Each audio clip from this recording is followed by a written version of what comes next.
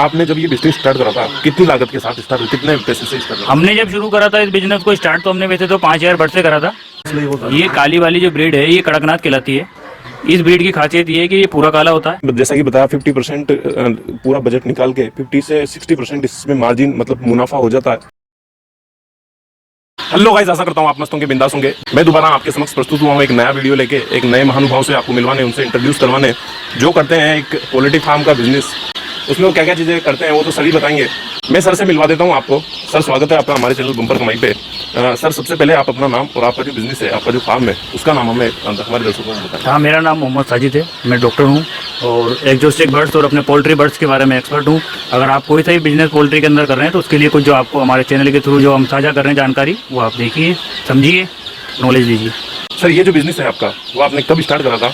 और ये आइडिया मैं पूछ रहा हूँ आपसे, ये आइडिया कहाँ से मिला आपको? ये बिजनेस जो आपका पोल्ट्री फार्म का बिजनेस है, वो आइडिया कहाँ से मिला? वो ये बिजनेस तो हमारा 10 साल पहले चालू हुआ था और आइडिया तो ये सेल्फ शौक था शुरू से ही पोल्ट्री फार्मिंग का, इसलिए चालू करा।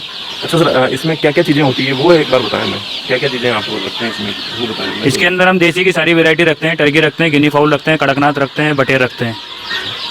आपको जो हमारे व्यूअर्स हैं वो अभी देख रहे हैं और आने वाले टाइम पे भी देखेंगे, आप उनको बताइए ये जो बिजनेस है, ये इस बिजनेस में कितना स्कोप है? अगर कोई भी भाई हमारा जो हमें जो देख रहा है वो करना चाहे तो कितना स्कोप है? स्कोप तो इसके अंदर बहुत अच्छा है, मार्जिन अच्छा है। ऐसे टाइम के अंदर आदमी अगर पोल्ट्री फार्म का काम करता है तो वो इसके अंदर 50 से 60% मार्जिन कमाता ही है। इसके अंदर स्कोप अच्छा है, मार्केट अच्छा है इसका, और ये कंटिन्यू चलने वाला बिजनेस है ये। अच्छा, कोई भी भाई अगर आपको देख के स्टार्ट करना चाहें तो वो आप हमें बताएं कितना बजट लेके चले, किन किन बातों का ध्यान रखे, वो कैसे स्टार्ट होता है, कैसे वो स्टार्ट करें, तो वो बताएं आप। बजट तो इसके अंदर फार्मर अपने हिसाब से चालू कर सकता है, चाहे वो 500 बर्ड से चालू कर दे, चाहे 5,000 से करे, चाहे 100 से करे, मार्जिन उसको सब में मिलेगा। बस ये है कि उसके पास जगह होनी चाहिए, रखने का साधन होना चाहिए, फार्म होना चाहिए। अगर उसके पास जगह ज़्यादा नहीं है तो छोटी जगह पे भी वो अपना काम चालू कर सकता है। मैं कैमरामैन को बोलना चाहूँगा एक बार थोड़ा घुमा के हमारे दर्शकों को बताएं, बर्ड्स के छोटे छोटे बच्चे होते हैं वो है एक्चुअली।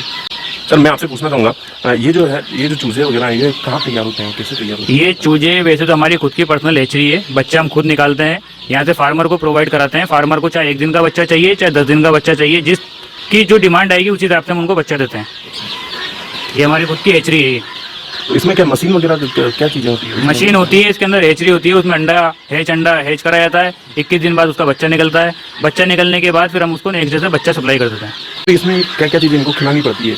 इनका अभी तो स्टार्टिंग टाइम के ऊपर तो प्री स्टार्टर आता है, जो पोल्ट्री फीड हमने मिल भी जाता है, इजीली कहीं भी मिल जाता है। पोल्ट्री का दाना आदमी बनाना चाहे तो वो खुद भी बना सकता है, लेकिन ये है कि पोल्ट्री का फीड जो बना हुआ रेडीमेड होता है वो डाल दिया जाता है, उससे बच्चे में ग्रोथ अच्छी आती है। उसको जितने भी मिनरल्स के विटामिन की जरूरत होती है, प्रोटीन की जरूरत होती है, वो सारा उस फीड के अंदर तैयार रहता है।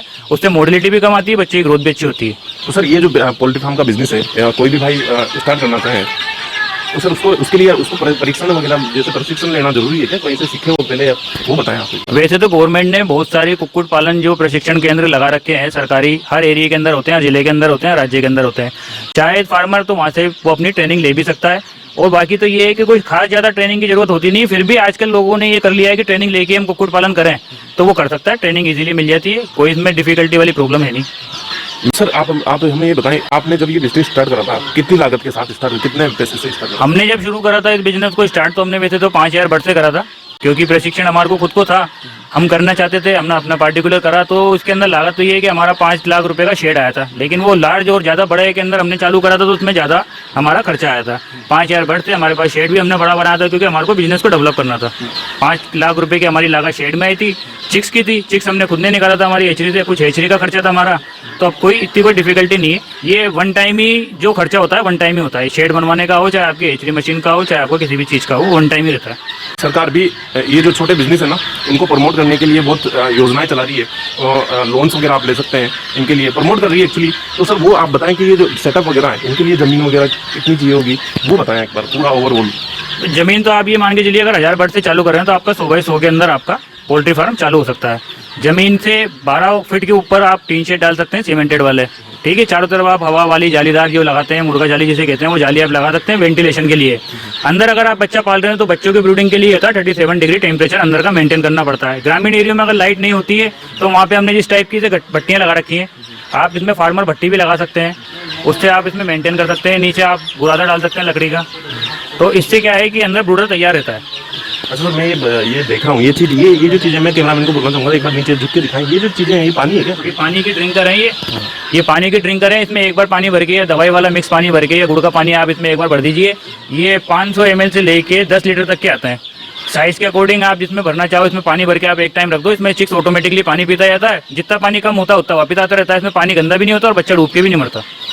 तो सर ये जो चूजे वगैरह हैं, चिक्स का मतलब मैं बता दूं, चूजे की बात कर रहे हैं सर। कोई भी अगर आपको समझने में दिक्कत आ रही हो तो सर इसमें ये जो चूजे वगैरह हैं उसकी क्वांटिटी अभी कितनी है, कितने होंगे? अभी हमारे पास 20,000 चिक्स हैं ओवरऑल जितने भी हैं, और आज ये 5 दिन के चिक्स हो गया है। इसमें सर कुछ खत्म भी हो जाते होंगे ना? कुछ परसेंट जब फार्मर नया होता है उसको कुछ समझ में नहीं आती, इसलिए कहा जाता है कि जब आप फार्मिंग करो तो थोड़ा बहुत उसके बारे में सीख लो कि आपको वहाँ पे कितने डिग्री टेम्परेचर रखना है, बच्चों का रखरखाव कैसा करना है। क्योंकि चूजा जो होता है वो नाजुक होता है, उसके रखरखाव के लिए अगर आप नए फार्मर हो तो ये मान के चलिए 2 से 3% देसी चिक्स के अंदर 2 से 3% की मोडिलिटी आ ही जाती है। लेकिन अगर फार्मर समझदार हो गया, उसने 2-3 बैच निकाल लिए, तो फिर वो मोडिलिटी आने के चांसेस कम हो जाते हैं। मैं आपको आसान भाषा में बताना चाहूँगा सर ने जो बोला है, जब आप इसकी जो नॉलेज लेंगे आप, उसमें ये ओवरऑल चीज़ कैसे उसको पैदा किया जाता है, कैसे उसको दाना वगैरह क्या देना है, किस टाइम पे देना है, कौन से टाइम पे, वो सारी चीज़ें जो प्रशिक्षण लेंगे आप, उसमें ऑलरेडी आप धीरे धीरे या बिजनेस भी करेंगे ना तो धीरे धीरे आपको पता चलती जाएगी। और मार्केट की नॉलेज तो पहले लेंगे ही आप,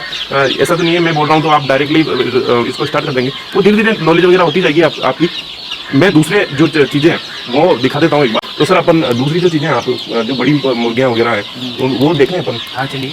अच्छा सर, मैं आपसे पूछना चाहूँगा, ये जो अभी जो बर्ड फ्लू नामक एक बीमारी वगैरह चली थी, उसमें बहुत सारे लोग डर गए हैं, बहुत सारे अगर ऑलरेडी उन्होंने स्टार्टअप कर रखा है तो वो भी धीरे धीरे उसमें वो जो स्टार्टअप है उनके ऑलरेडी वो जो काम कर रहे हैं तो वो भी डर गए हैं। और आने वाले टाइम पे अगर ये कोई भी भाई इसको स्टार्ट करने की सोच भी रहा है तो वो घबरा रहा है, वो एक बात बताएं आपको। बर्ड फ्लू के अंदर ये है कि इस बार जो बर्ड फ्लू इंडिया के अंदर आया था वो सिर्फ माइग्रेटरी बर्ड्स के अंदर ही गवर्नमेंट की तरफ से बताया गया था कि माइग्रेटरी बर्ड्स में, पोल्ट्री डिपार्टमेंट के अंदर जितने भी बर्ड्स आए उसके अंदर ही कहीं भी बर्ड फ्लू नहीं पाया गया।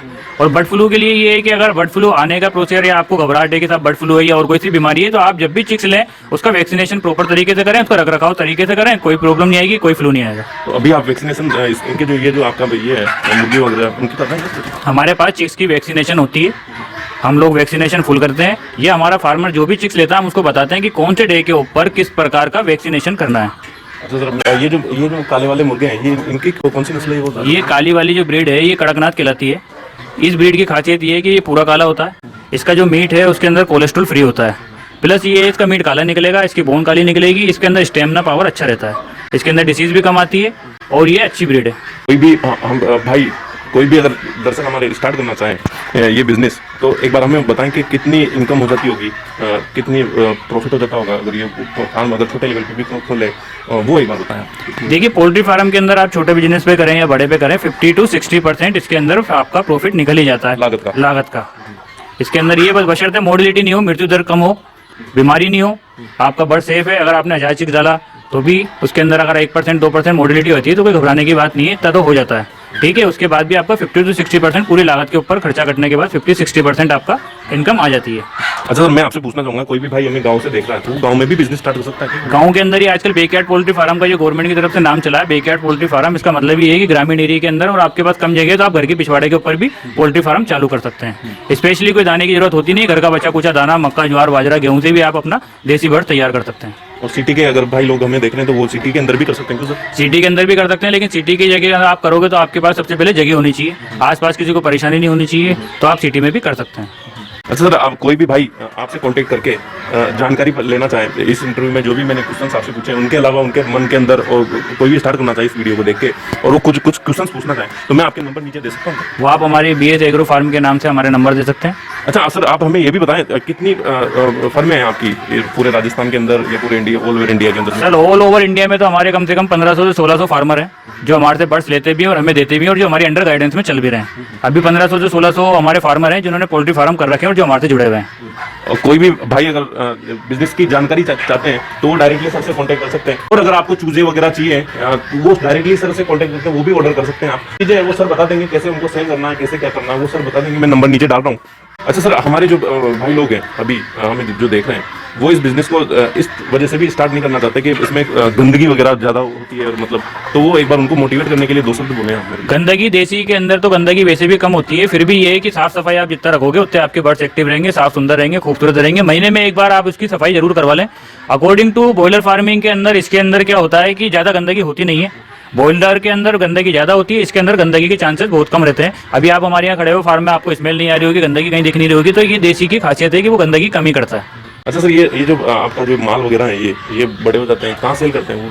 देखिए, ये ऑल ओवर इंडिया में हमारी सप्लाई है। जितनी भी मंडियाँ होती हैं वो हमारा गाड़ी बनती जाती है, हमारा खुद का माल है जो गाड़ियों से हमारा लगाता है। बाकी ये पूरे ऑल ओवर इंडिया हो, ये हम लोग हमारी सप्लाई खुद ही देते हैं। अच्छा सर, मैं आपसे पूछना चाहूँगा, अगर हमारे दर्शकों को आप, हमारे जो बेरोजगार भाई हैं, हमारे जो भाई लोग हैं, आपको जो अभी कुछ भी नहीं कर रहे, वो करना तो बहुत कुछ चाहते हैं लेकिन उनको राह नहीं मिल पाती, अगर वो फार्मिंग के अंदर भी बहुत सारी चीज़ें करना चाहते हैं लेकिन उनको राह नहीं मिल पाती, तो आप उनको मोटिवेशन के तौर पे कुछ आगे बढ़ाने के लिए, उनको इस बिजनेस के बारे में आगे बढ़ाने के लिए कुछ 2 शब्द बोलना चाहे, वो 2 शब्द क्या होंगे? पोल्ट्री फार्म हो या कोई सा भी बिजनेस हो, आप एकदम से ये मत सोचिए कि मैं बड़े लार्ज लेवल के ऊपर करूं। आप करना चाहें तो उसको छोटे स्केल से स्टार्ट करके देखिए। आप उसके अंदर देखिए कि आपको फायदा कितना हो रहा है और नुकसान कितना हो रहा है। फिर आप उसको, अगर आपको फायदा अच्छा दिख रहा है तो आप उसको लार्ज लेवल पे कर सकते हैं। एक साथ ये नहीं है कि आपने 10,000 चिक्स डाल दी और वो मेरे समझ नहीं रहे, मर रहे हैं, आपको समझ नहीं है। तो शुरुआत छोटे से करिए, अच्छे तरीके से करिए, सोच समझ के करिए। आशा करता हूँ ये जो वीडियो है ये आपको पसंद आया होगा, और इसमें अगर आपको कुछ पूछना है तो आप नीचे कमेंट करके हमें पूछ सकते हैं। कोई भी आपका क्वेश्चन हो, कोई भी आपके सुझाव वगैरह हो, वो आप पूछ सकते हैं। जो भी आपके कमेंट रहेंगे हम पढ़ेंगे उनको, और 6 महीने में 1 साल के अंदर सर से वापस हम कांटेक्ट कर लेंगे, और आपके कमेंट के बिहाफ से आपने जो सवाल पूछे हमसे, उनके माध्यम से कुछ चीज़ें और पूछनी होंगी, वो एक वीडियो हम और सर के साथ क्रिएट कर लेंगे आपके लिए। और मैं आपको यहाँ पे ऐड करना चाहूँगा, बहुत अच्छा लगा है मुझे यहाँ पे विजिट करके। ये जो पोल्ट्री फार्म का बिजनेस है, सर ने बताया कि आपको कैसे ये ग्रो होता है, किस किस चीज़ें कैसे कैसे इसको ग्रो कर सकते हैं, गांव में रहने वाले भाई लोग भी इसको कर सकते हैं, वो सारी चीज़ें आप भी अपना माइंड लगाइएगा। सरकार भी इसको प्रमोट कर रही है इस बिजनेस को, आपने देखा होगा, आपने पढ़ा होगा, आप तो देखते ही हैं, आपका आजकल डिजिटल जमाना हो गया पूरा, आपको पता होगा ये चीज़।